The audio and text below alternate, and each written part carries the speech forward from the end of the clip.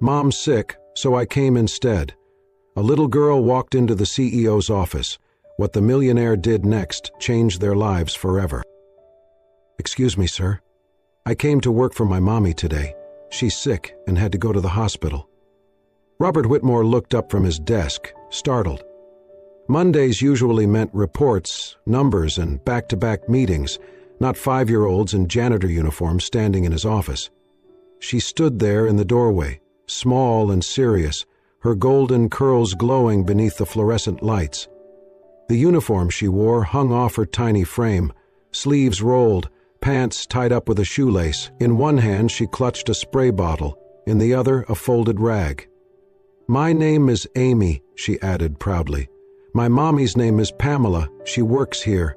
But she's really sick today, so I came instead." "I know what she does," she told me.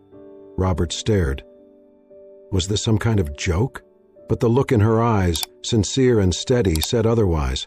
She believed this mission was hers to carry out. He stood, slowly, careful not to startle her. "Amy," he said gently, "how did you get here?" She looked down at her scuffed pink sneakers. "I took the bus. Mommy showed me the stops. I used quarters from my piggy bank. You took the bus by yourself?" She nodded. "I remembered the building. It's the tall one with shiny glass and your company's name in big gold letters. One time we passed it, I told Mommy I wanted to be a CEO here one day. She laughed, but I meant it." Robert's expression softened. She continued, her voice calm but earnest. "This morning, Mommy couldn't sit up. She was dizzy and said her chest hurt. I gave her water and told the neighbor. Then I remembered. Mommy said if she misses work again, she might lose her job, so I came. I didn't want her to get in trouble." Robert sat down slowly, hands folded. He'd negotiated mergers worth billions without blinking. But now a 5-year-old girl was undoing him with every word. "You came here to save your mom's job." Amy nodded. "She works really hard. She's the best mommy." He let out a breath, slow and heavy. This child had made it all the way to his office, alone. Somehow, she had slipped past security, taken an elevator to the top floor, and walked straight into the heart of his company. Not for mischief, not for fun, but out of love. Fierce, innocent, determined love. The intercom buzzed. "Mr. Whitmore, your meeting with finance begins in 5. He pressed the button. "Cancel it." A pause. "Sir?" "All of it. This morning's schedule." "Clear it." "Yes, sir." He turned back to Amy. "Are you hungry?" She gave a little shrug. "Do you have apple juice?" "I think I do." He walked to the fridge behind his office panel and pulled out a small bottle. She took it with both hands and whispered, "Thank you," before sitting on a bench near the window, her legs swinging. Robert watched her quietly as she sipped her juice and stared out over the city. She looked so small against the vast skyline, and yet she had walked into his world with more purpose and heart than most adults ever did. He didn't know everything about her, not yet, but something in his gut told him this moment wasn't random. It wasn't just surprising. It was the beginning of something, and he wanted, no, needed, to be part of it. On the other side, a mother was lying on a hospital bed. Pamela Morgan was only 24, but her eyes held a depth earned from surviving more than most women twice her age. She moved with quiet grace, accustomed to making herself invisible in crowded rooms. Her once envied golden hair was now tied in a hurried bun, and her soft smile often masked exhaustion. She carried like a second skin. Not long ago, she was a rising star, top of her class in computer science, praised for her logic and creativity. She dreamed of startups and success in Silicon Valley, but all of that vanished the moment she met him. He was older, charming, and full of promises. She was young, hopeful, and unprepared for the heartbreak that followed. By the time she realized his love was empty, she was holding a positive pregnancy test in her shaking hands. When she told him, he disappeared. Her family, devout and inflexible, responded with cold shame. "You're throwing your life away," her father said. Her mother wept and begged her to end it, but Pamela had already heard the baby's heartbeat. That was enough. They disowned her a week later. She left with 2 bags and no safety net. The world outside was colder than she expected. She slept on couches, worked odd jobs, cleaning, babysitting, waitressing, anything to survive. Her body ached through the pregnancy, but each night she whispered to her unborn child, "I'll never leave you, no matter what." Amy was born in a stormy January night, in a crowded hospital, with no one there but a nurse who gently placed her daughter in her arms. That moment was the beginning of everything. Over the next 5 years, Pamela rebuilt her life, piece by piece. When she landed the janitor job at Whitmore Tower, she took it with quiet gratitude. It was grueling, thankless work, but it came with stable hours and health insurance. To her, that meant survival. That meant Amy could have warmth, food, and a bedtime story every night. She worked nights after the building emptied. She memorized the layout of every floor, every creaky elevator, every stain that never quite disappeared. Every stain that never quite disappeared. No one knew her name, but the building sparkled because of her hands. Pamela was thin, not from diet, but from letting Amy eat first. Her immune system weakened from long shifts and skipped meals. When winter hit, she couldn't shake the lingering cough. She ignored it at first. She had no choice. But one morning the pain in her chest grew sharp. Every breath burned. The room spun when she stood, and she collapsed back into bed. Amy rushed to her side, her tiny hand gripping Pamela's. "Mommy, you're sick." Pamela tried to respond, but her voice cracked into a whisper. Their neighbor, Mrs. Collins, heard the wheezing and called for help. Within minutes, Pamela was in an ambulance. At the hospital, machines beeped around her. Doctors spoke in clipped voices about oxygen levels and lung inflammation. But Pamela didn't hear much. Her thoughts weren't on her condition.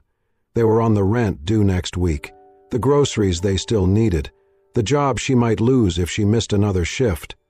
She had given up everything, her family, her education, her dreams, to raise Amy. The thought of losing it all now, because of something as simple and cruel as getting sick, filled her with panic. She lay in the hospital bed, eyes fixed on the ceiling, whispering a single desperate plea. "Please don't let me lose everything I've fought for." What Pamela didn't know, what she couldn't even imagine, was that at that very moment, her daughter had already taken matters into her own hands.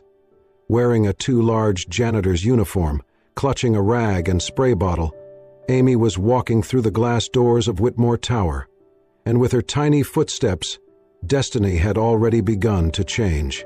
Robert had canceled an entire morning of meetings, but for once he did not feel the familiar guilt that usually accompanied breaking his schedule.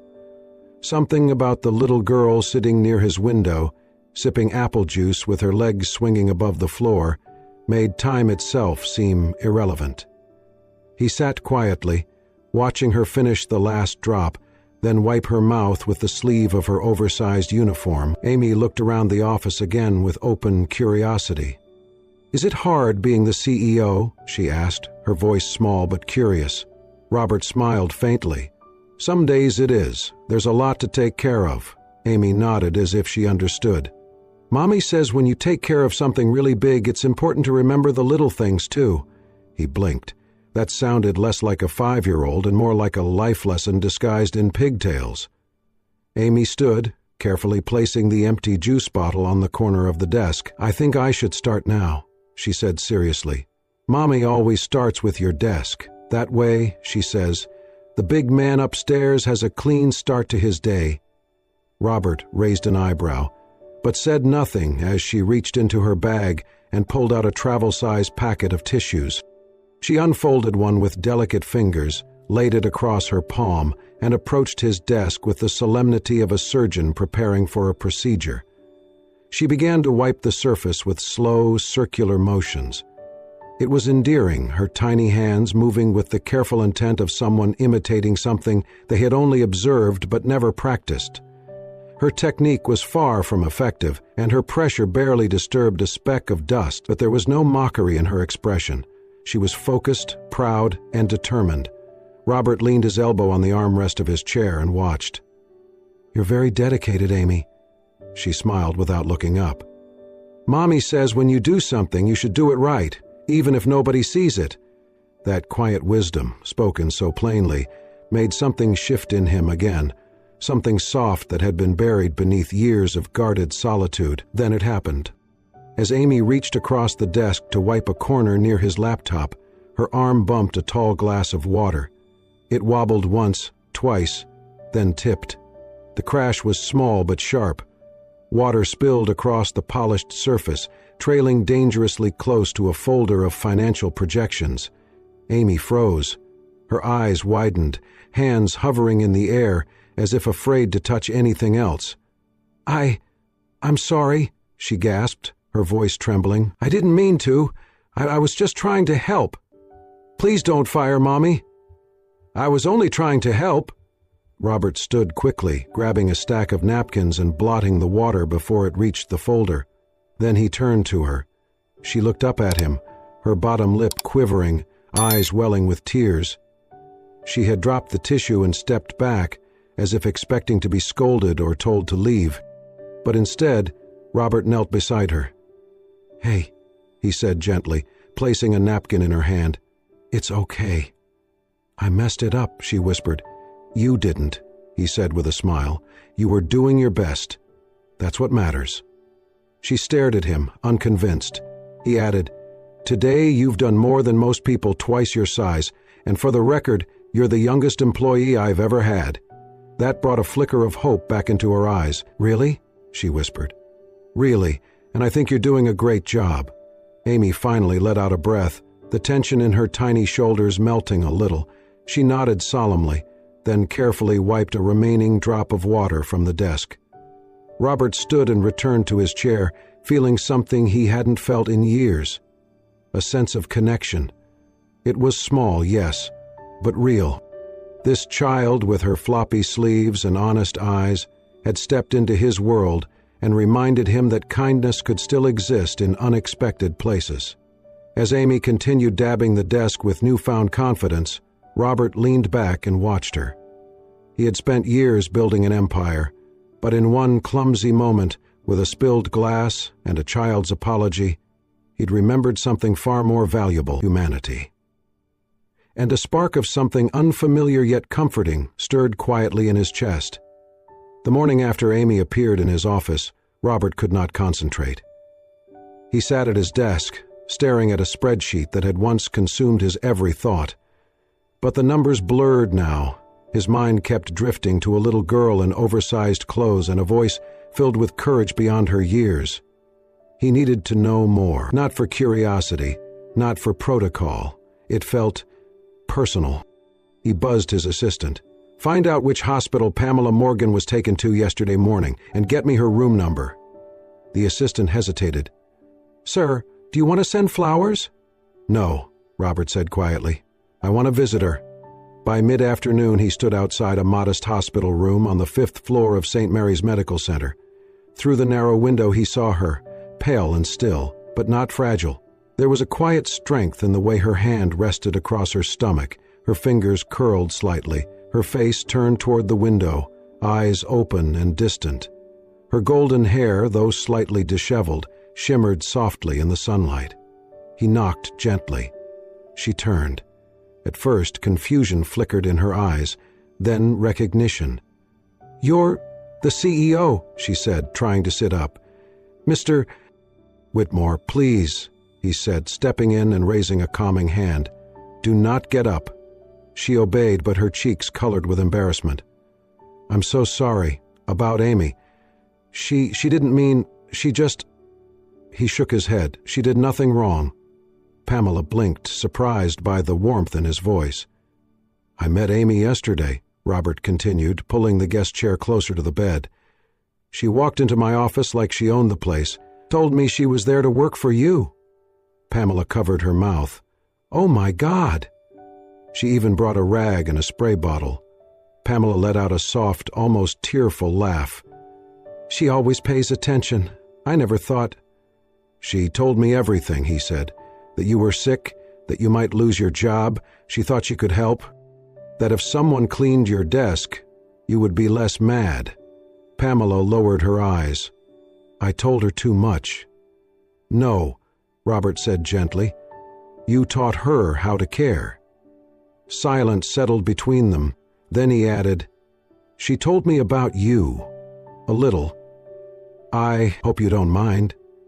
Pamela glanced at him, her eyes guarded. What did she say? That you're the best mommy in the world.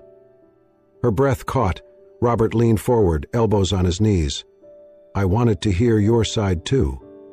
Pamela hesitated, then nodded slowly. Her voice was soft but steady. She told him everything. How she had been a student in computer science, how she fell in love with someone who left her the moment she got pregnant, how her family disowned her when she refused to terminate, how she wandered from place to place, working wherever she could, always carrying Amy on one hip and Hope on the other. I thought, if I could just find one steady job, we'd be okay, she said. The position at Whitmore Tower was the first time I could breathe. I never thought about who owned the building. I just knew I had to keep it. And you did, Robert said quietly. She looked up, her eyes searching his face. He wasn't what she had expected. Not cold, not distant. There was something in his eyes. Softness, perhaps. Or maybe just genuine curiosity. No one had looked at her like that in a long time. Not since before life had taken everything from her. You must think I'm reckless, she murmured, letting my daughter go out alone like that. No, he said. I think you've done more with less than most people ever have to. She blinked again. Her eyes shimmered, glassy with unspoken emotion. Then, quietly, Robert said the words that would stay with her for years. You're the strongest person I've ever met. That broke something in her. Tears welled up and slipped down her cheeks before she could stop them.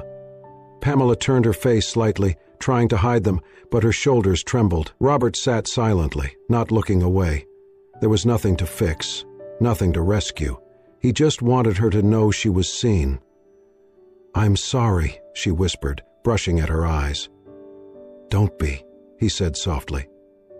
It was the first time in years that someone had said she was strong, and meant it. The first time someone looked past the uniform, past the broken past, and simply saw her. Not the janitor, not the single mother, not the girl who had fallen from grace. Just Pamela. And in that quiet hospital room, something shifted. For both of them. Something changed after the hospital visit. Robert told himself it was just residual concern, professional decency, but the truth lingered with him long after he left Pamela's room.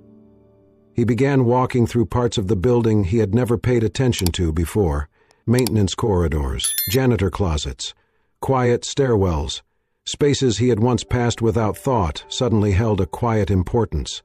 Pamela had returned to work 2 weeks after her hospitalization, thinner than before, but steady. She moved with quiet resolve, head down, always efficient.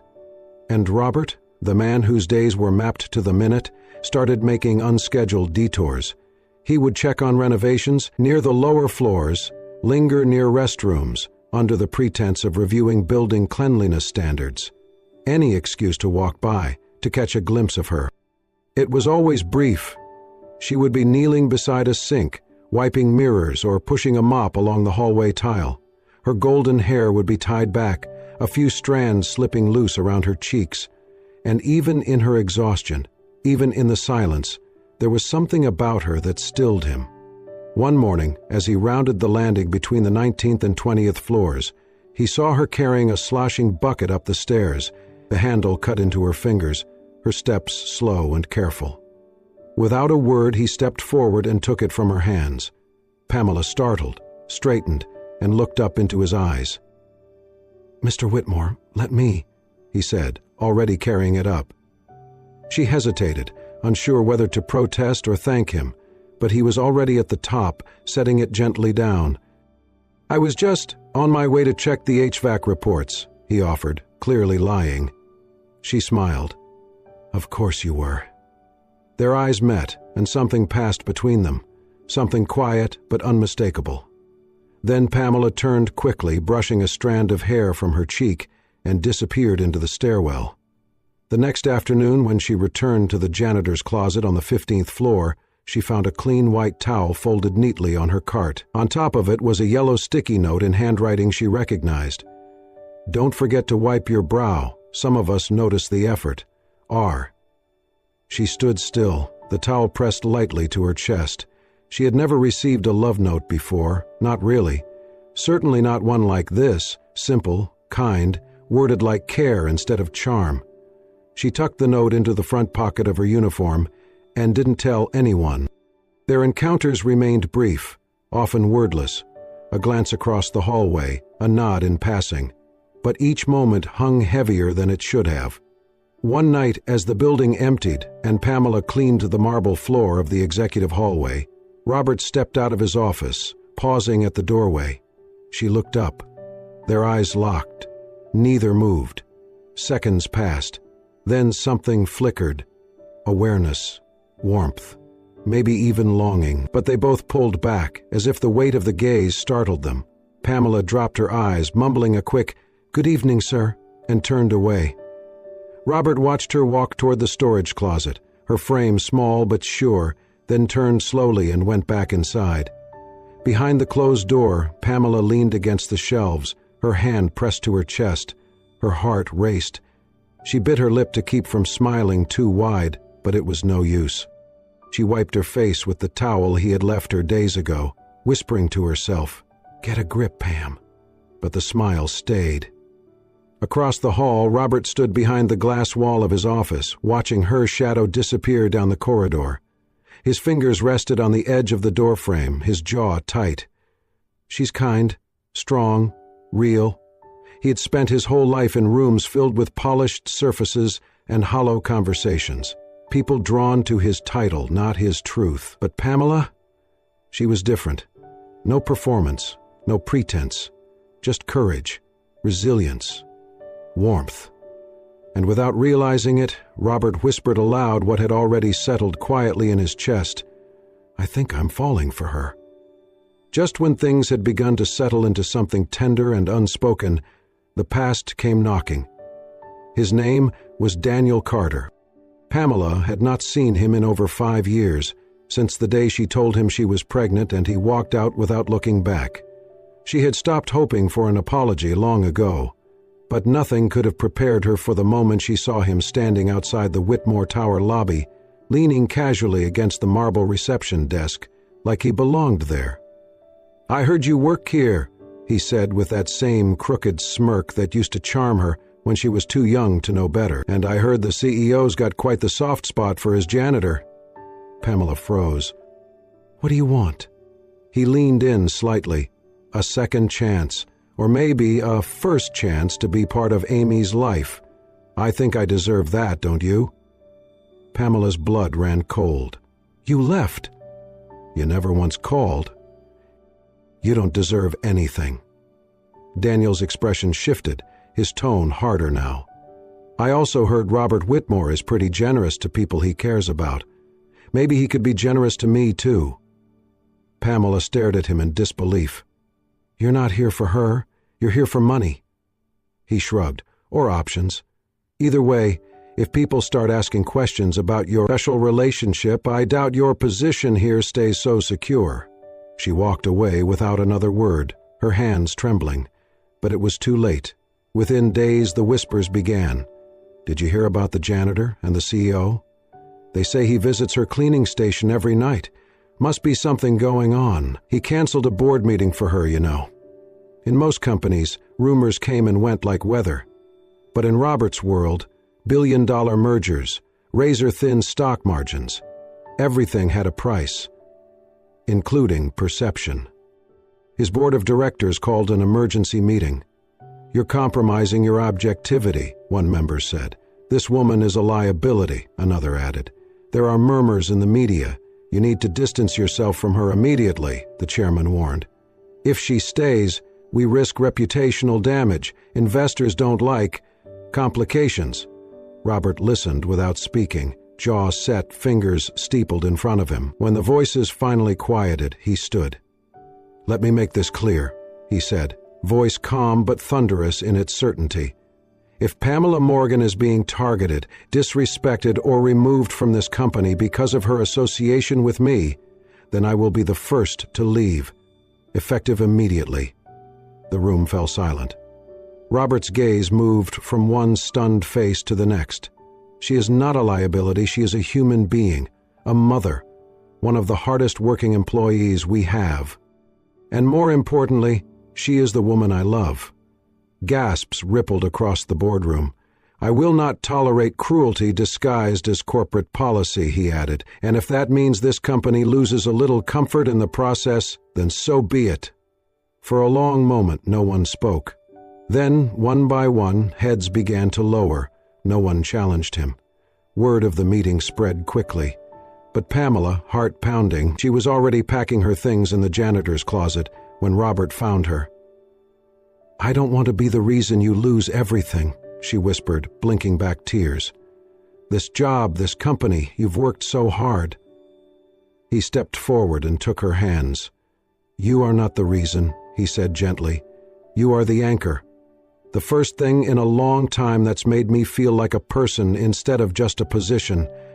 She shook her head, tears slipping down her cheeks. "You stood up for me," she said softly. He smiled. "You stood up for Amy, for everything. You didn't think anyone noticed, but I did. And now, so does everyone else." And for the first time she believed him. Fully, completely, because in the room where power ruled and titles commanded respect, Robert Whitmore had declared his heart, and hers was finally safe in it. The storm had passed, but Robert knew the damage Daniel could still cause if left unchecked. Quietly, he hired one of the best family law attorneys in the state, a woman with a reputation for protecting single mothers and demolishing manipulative men in court. Together, they built Pamela's case. Years of solo parenting, financial independence, consistent work history, school records, medical receipts, proof of a mother who had not only raised her child, but done so with dignity in the face of abandonment. Daniel showed up to one preliminary hearing, smug and unbothered, but when he saw the legal team waiting across from him and Robert Whitmore seated in the back of the courtroom, his gaze unflinching, that smirk slowly disappeared. 3 days later, Daniel officially withdrew his petition for custody. He never contacted Pamela again. The legal battle behind them, Robert turned his attention to something even more meaningful, giving Pamela a future that matched her potential. She had once mentioned her love for software, her dreams of finishing school, of building something that mattered. So he created a new position at Whitmore Enterprises, technical advisor for internal digital transformation, and offered it to her. At first, Pamela hesitated. "I haven't touched code in years. I don't even know where to begin." Robert smiled. "Begin right here, with us. We need someone who understands the human side of tech. Someone who knows what it means to build things from the ground up." He set up mentoring sessions with the IT team, bought her a new laptop, gave her access to online courses and whatever resources she needed. And when she showed up for her first day in the new role, dressed in a simple navy blouse and fitted slacks, hair down and eyes steady, every person in that room took notice. Pamela was different from the programmers who had coasted through degrees. She asked questions no one else thought to ask. She cared about how the systems impacted the night staff, the overlooked departments, the janitors who had once been her peers. Within a month, she had helped design a user-friendly interface that simplified the company's maintenance reporting software, cutting response times in half. People began to stop her in the hallway, not to ask for cleaning supplies, but for her opinion, and through it all, Amy bloomed. She came to the office every afternoon after preschool, skipping through the marble lobby like she owned it. She would wave to security guards, deliver crayon drawings to Robert's office, and ride on his shoulders during lunch breaks. "This place smells like Mommy and Smiles now," she said one day, twirling in the elevator. "Does she smell like Mommy and Smiles now?" she said one day, twirling in the elevator. To Robert, nothing had ever sounded more right. At first they were careful, quiet, a shared dinner here, a weekend walk there. But over time, the boundaries blurred in the most natural way. Pamela would stay late working on a new prototype, and Robert would bring her coffee just the way she liked it. Amy started calling him Mr. Robert at first, then just Robert, and finally, without thinking, Dad. The night she said it, Pamela turned sharply, but Robert's eyes were already filled with tears. He didn't correct her. He just whispered, "I'd be honored." They were not flashy, not rushed. There was no grand declaration or staged romance. But slowly, beautifully, they became a family. And in the quiet, everyday moments, morning coffee shared at the office cafe, Amy's laughter echoing through the halls, Pamela resting her head on Robert's shoulder in the elevator, they found something none of them had known they were looking for. Home. 1 year later, Pamela Morgan stood on stage before an auditorium filled with tech professionals and reporters. Behind her, a massive screen displayed the demo of Whitmore Enterprises' new internal task management system, her first full-scale project. She had led the team from concept to completion. It was not flashy, but it worked, for everyone, executives, assistants, custodians, just the way she had envisioned. When the final slide faded and applause filled the room, her hands trembled, but this time it was not fear, it was pride. The next morning, headlines praised her, from janitor to visionary, a system built by empathy. Pamela barely skimmed the articles. She only cared about one reaction, the look on Robert's face when he met her backstage. "You did it," he said, pulling her close. "No," she smiled. "We did." From behind the curtain came the rapid pitter-patter of little feet. "Mommy, you're amazing," Amy squealed, throwing her arms around her. "Did you watch the whole thing?" Pamela asked, lifting her up. "I did, and I didn't even fall asleep once." They all laughed. In the following weeks, offers rolled in from companies wanting to hire her, but Pamela stayed at Whitmore. Not for comfort, for purpose, for family. Then came spring. The city thawed, blossoms bloomed, and Saturday mornings became their favorite ritual. On one of those mornings, Robert invited them for a picnic at the park. Pamela expected nothing more than sandwiches and sunlight. But under a quiet oak tree, after unpacking lunch, Robert pulled out a small velvet box. Pamela blinked. "Is that?" He did not kneel. He simply held her hand, placed the box in her palm, and opened it. Inside was a gold ring, simple, elegant, with a single sapphire. "I don't need cameras or a big ceremony," he said softly. "Just you. Amy, this life we've already started. Will you marry me, Pamela?" Her eyes brimmed with tears as she nodded. She could not speak, but her answer was clear. Amy, who had been chasing butterflies nearby, ran over and saw the open box. "Mommy, are you crying?" "Happy tears," Pamela said, laughing. Robert pulled Amy between them. "What do you think, sweetheart? Should we make it official?" Amy grinned, grabbed their hands, and declared, "Yes. Mommy always said superheroes don't wear capes. But Mr. Robert, he's ours, right?" Pamela looked at him. "He always has been." Robert smiled through tears of his own. "I love you both. More than anything I've built or owned or dreamed of." Amy squeezed their hands. "Then can we go home now? Together?" That evening, Robert stood on the balcony of their apartment, watching the city glow. Inside, Pamela helped Amy with a puzzle, their laughter rising like music. He breathed in slowly, a quiet peace settling over him. And in voiceover, his reflection came. A little girl with golden curls and a janitor's uniform walked into my office one morning and brought with her the family I never knew I needed. They didn't need rescuing. I did. And in choosing love over power, presence over pride, I finally found what I'd been searching for all along. As the screen faded to black, the last image appeared.